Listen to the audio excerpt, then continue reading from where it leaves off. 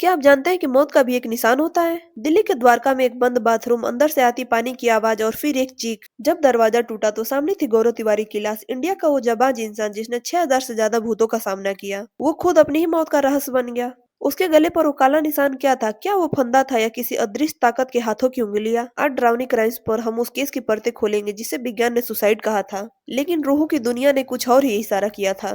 Video के अंत तक बने रहिएगा क्योंकि आखिरी में आपको वो बात बताऊंगी जो गौरव ने ठीक मौत से पहले अपनी पत्नी से कहा था, जिसे सुनकर आज भी लोगों की रूह कांप जाती है। गौरव तिवारी कोई तांत्रिक नहीं थे, वो एक कमर्शियल पायलट थे। लेकिन फ्लोरिडा के एक अपार्टमेंट में उनके साथ कुछ ऐसा हुआ जिसने उनकी पूरी जिंदगी बदल दी। रात के सन्नाटे में किसी के चलने की आवाजें, बिना हवा के हिलते हुए पर्दे और वो डरावनी हंसी। पर गौरव डरने वालों में से नहीं थे। उन्होंने तय किया कि वो इस डर की जड़ तक जाएंगे। फिर उन्होंने सीखा कि कैसे मशीनों और साइंस के जरिए रूहों को पकड़ा जाता है। उन्होंने एक बात कही थी जो आज भी मशहूर है, नॉलेज कैंसल फियर, यानी ज्ञान डर को खत्म कर देता है। पर क्या सच में ऐसा होता है या कभी कभी ज्यादा ज्ञान भी जान का दुश्मन बन जाता है? गौरव का सबसे खतरनाक एक्सपेरिमेंट था द मार्ग एक्सपेरिमेंट। ऑस्ट्रेलिया का वो मुर्दा घर जहाँ लाशें रखी जाती थी।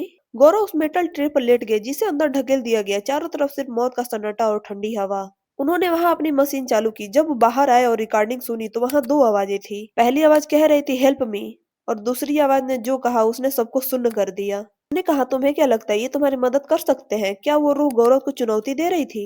दिल्ली का कड़क डूमा कोड, जहां वकील और जज डर के मारे रात को वहां रुकना छोड़ चुके थे। सीसीटीवी में दिखता था कि कंप्यूटर अपने आप चल रहे हैं। गौरव ने जो वहां जाकर देखा वो रोंगटे खड़े कर देने वाला था। वहां एक गार्ड था जो गौरव की मदद कर रहा था, लेकिन अगले दिन पता चला कि उस गार्ड की तो एक दिन पहले ही मौत हो चुकी थी। फिर आया भानगढ़ का किला। गौरव ने खुलेआम वहां की रूहों को चुनौती दी। उन्होंने कैमरे पर कहा यहाँ कोई भूत नहीं है। जानकारों का मानना है कि यही उनकी सबसे बड़ी गलती थी। क्या उन्होंने किसी ऐसी ताकत को ललकारा था जो उनके पीछे उनके घर तक आ गई? जुलाई 2016 में गौरव पिछले कुछ दिनों से बहुत बेचैन थे। उन्होंने अपनी पत्नी से कहा था कि एक काली साया उनका पीछा कर रही है, वो साया जो उन्हें सोने तक नहीं देती है। 7 जुलाई की सुबह गौरव बाथरूम में गए। अचानक एक जोरदार आवाज आई। जब पुलिस ने दरवाजा तोड़ा तो गौरव जमीन पर बेसुध पड़े थे। गले पर एक गहरा काला निशान था। फॉरेंसिक रिपोर्ट में इसे दम घुटना बताया था।